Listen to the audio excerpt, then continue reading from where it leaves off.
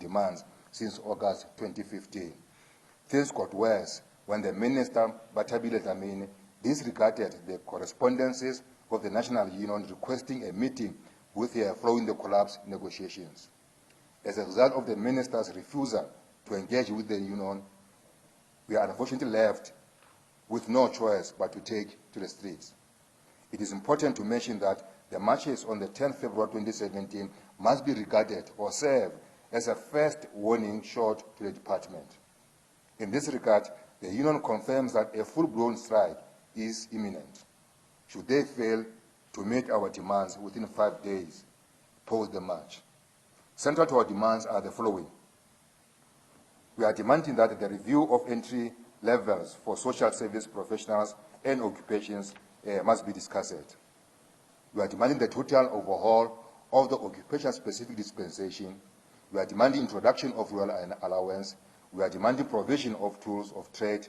We are demanding absorption of unemployed social workers on a permanent basis. We are demanding an improved conditions of service for all employees in the Department of Social Development. We demand implementation of the 2015 Social Workers Indaba resolutions. We demand the protection of the Professional Council for Social Services Professionals. We demand insourcing of all youth demand centers. We demand insourcing of all youth development centers outsourced to BOSASA. And lastly, we demand permanent employment of all contract employees based at the Gender-Based Violence Command Center. The posture and high level of arrogance demonstrated by the department cannot be tolerated anymore. The truth of the matter is that social service professionals are the lowest paid professionals, yet expected to give hope and confidence to the development of citizenry and creating sustainable and active citizens for social development. Unfortunately, workers in this service are not compensated in a dignified manner and valued as critical contributors at the point of service. For instance, the current OSD does not promote the principles of attracting and retaining professionals as a strategy to preserve this precious service in a sustainable manner for social development. As a matter of fact, in its current form, the social service professionals retire or die poor, hence our demands for the review. NEHAWU members and workers in general have lost patience against the intransigent employer who expect quality service while turning a blind eye on genuine issues confronting workers on a daily basis. This long wait dates back to 2013, when NEHAWU began to agitate for these issues to be addressed. These issues cannot be deferred any longer. Our claim to these issues has been backed by many research projects conducted, both internally, meaning in the department, and externally, referring to the ministerial committees that were summoned to conduct a research. And indeed, as they confirmed our assertion about poor conditions of service employees are confronted with in this Department of Social Development. Potentially, the disastrous situation related to SASA, an institution in which we also organize and present members and represent members, underscore the systemic crisis of the dysfunctionality of the department, and the minister continues to recklessly place vulnerable grant recipients at risk as poor communities squarely depend on the professional services of our members, as she is more concerned about some destructive political issues in the ANC. Lastly, we have also noted the attempts by various managers in provinces who are issuing circulars to intimidate our members, including threatening workers with principle of no work, no pay. We are also aware that workers in the places of safety are being told that they cannot join our action as they render essential services. The union wants to set the record straight to the employer that no amount of intimidation shall stop members and workers to fight for better working conditions. In this regard, we wish to indicate that the union shall deal with these threats and call upon members to remain mobilized, as they know that if it cannot be won on the table, then it can only be won on the streets. That's the end of our statement to this conference. Thank you very much. That's all. Okay, go. Okay. First question. You say that negotiations collapsed in 2015 and nothing happened in 2016. But what have you been doing in a year and a half? I know you say you've written to the minister is refusing to meet the union. Is it more than once that you've written to her after a meeting? In this year and a half, what's been happening that has taken so long to get to this point of you even marching?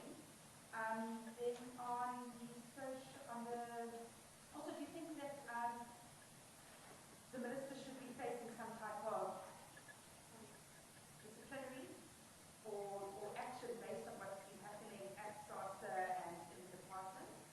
And thirdly, just to know how it's views on the 20 rand an hour minimum wage.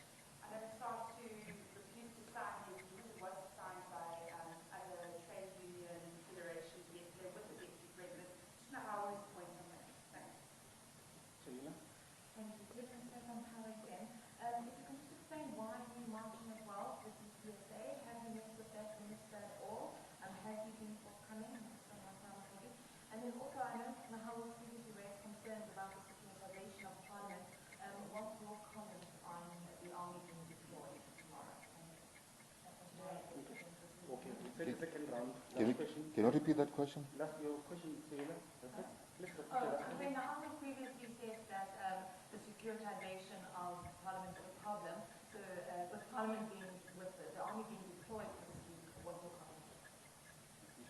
last question for this round. I will just news. Basically, just to take my question to my colleague there, Sasa, they are feeling that the illegal, the said illegal contract of a service provider be extended. What's the take of that as well?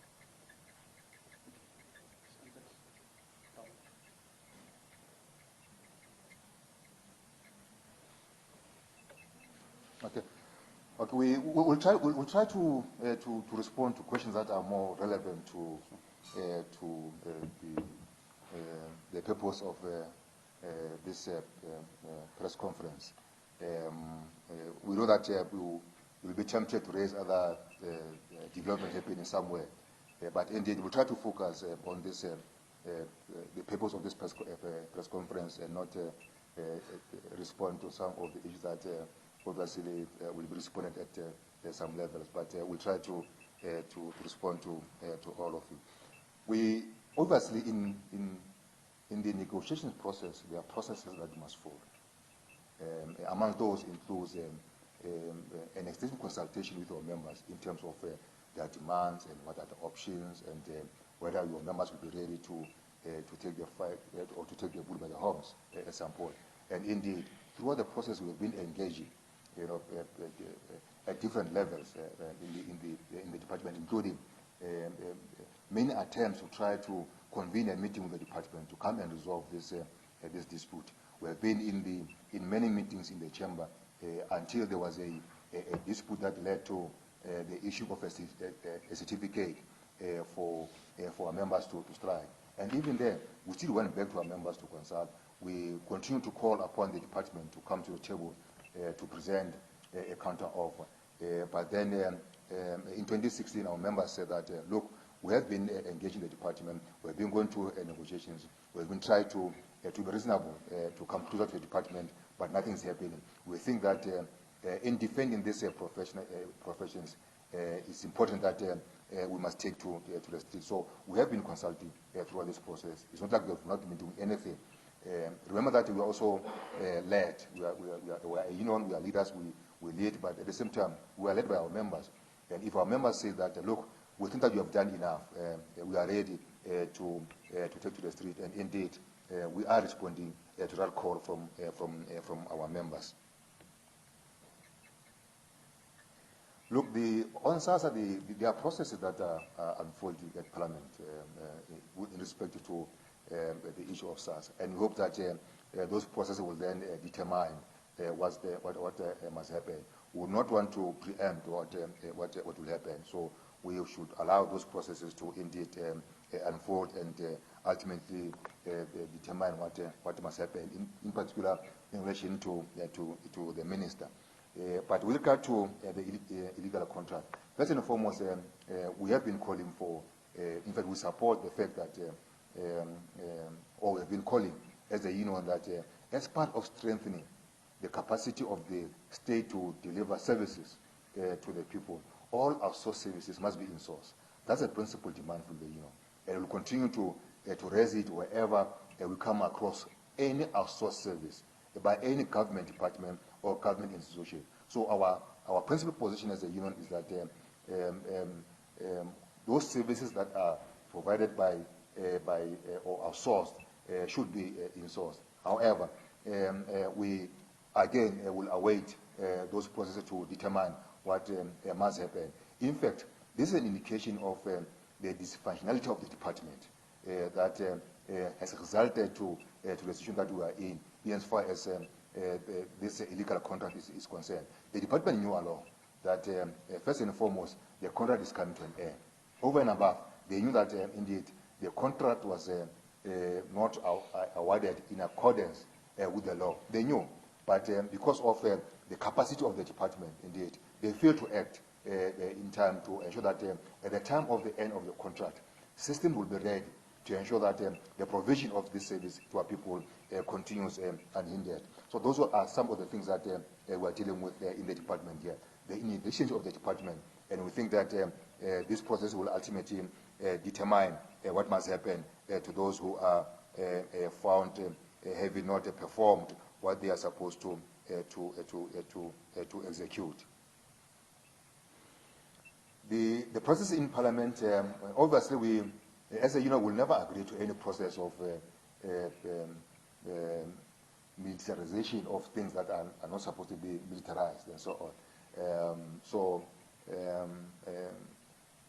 There are people that are employed to provide security at Parliament, but we were not privy to the reasons that led to the contracting of external security or the bringing of military to come and secure the premises there and so on. So we'll not really dwell much on that particular part for participating in Parliament. But we know that we do have our members there who works there, and there is, of course, a security provided by Parliament. So maybe if they have taken a decision to increase security, well, maybe that's the assessment of the leadership in as far as that is concerned.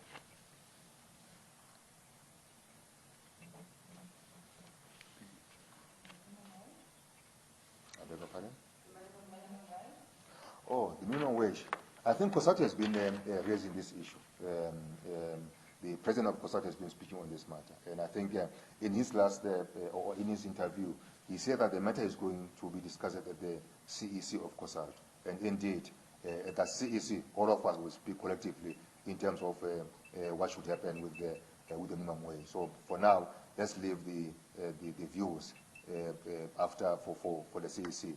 And indeed, the leadership of COSATU will then communicate the decision of the CEC on that matter.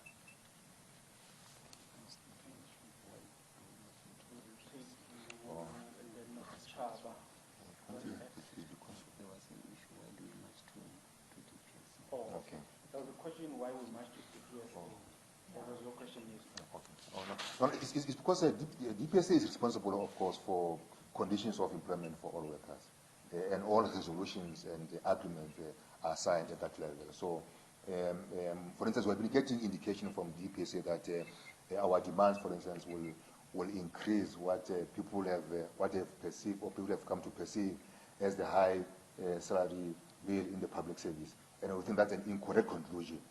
So we're also praying DPSA to be part of to come and receive memorandum, because we think that they also play a role in ensuring that workers employed in the public service, their conditions are improved through those processes that have been agreed to. So they are party to this match or issue that dispute that we have.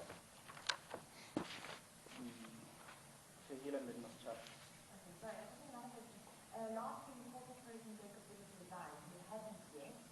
What's your comment about him delivering the State of the Nation? Do you think he should be the one to deliver the State of the Nation tomorrow morning?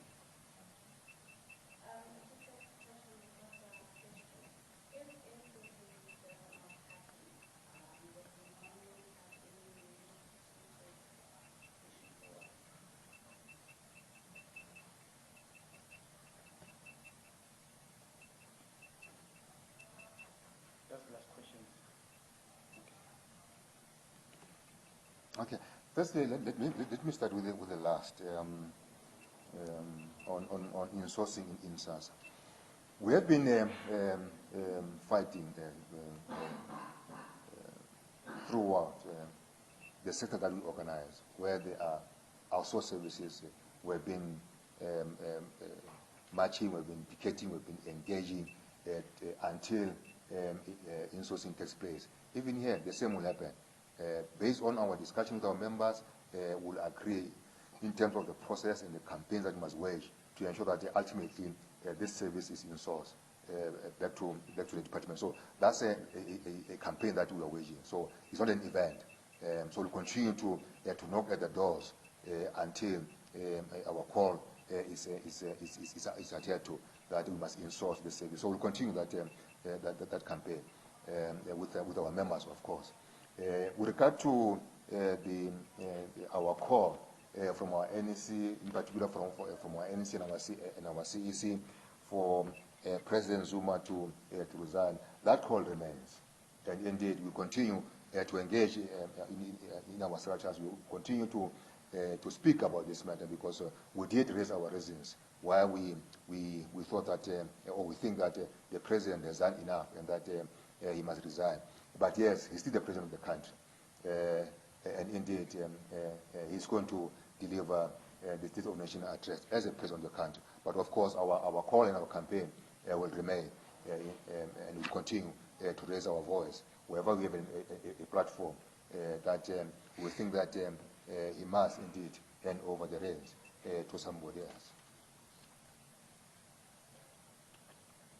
Last round. For one.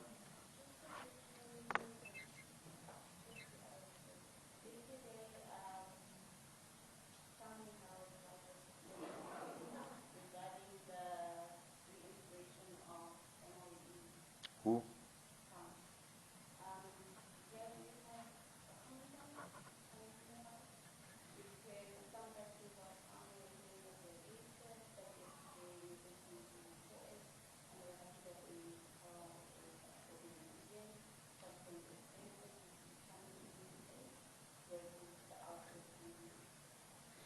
I think because you have contacts of some office, isn't it? And you know where some office is. So I'll advise that you must approach the leadership of SAMU to respond to that.